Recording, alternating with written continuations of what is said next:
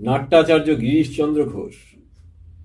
জন্ম হয়েছিল 1844 সালের 28শে ফেব্রুয়ারি, বাগবাজার, কলকাতা, ব্রিটিশ শাসনাধীন ভারতবর্ষে। লেখক, অভিনেতা এবং পরিচালক। 1872 সালে তিনি প্রতিষ্ঠা করেছিলেন গ্রেট ন্যাশনাল থিয়েটার। এটা ছিল বাংলার প্রথম professional theatre company. Girishchandra Ghosh প্রায় 40টির মতো নাটক লিখেছেন, পরিচালনাও করেছেন, বহু অভিনয়ও করেছেন। তার জীবনের সবথেকে বড় প্রাপ্তি, যা আমি মনে করি, তিনি যুগাবতার পরম পুরুষ শ্রী শ্রী রামকৃষ্ণ পরমহংসদেবের স্নেহধন্য ছিলেন এবং আশীর্বাদ লাভ করেছিলেন।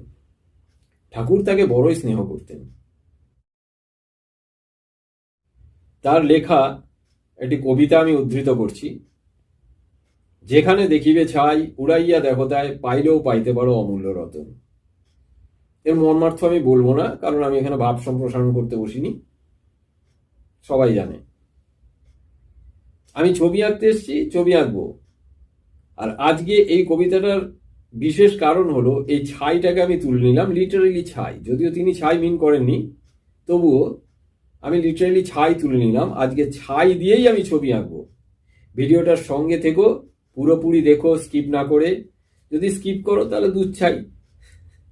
লাইক, কমেন্ট, শেয়ার করো। আশা করি ভিডিওটি তোমাদের ভালো লাগবে।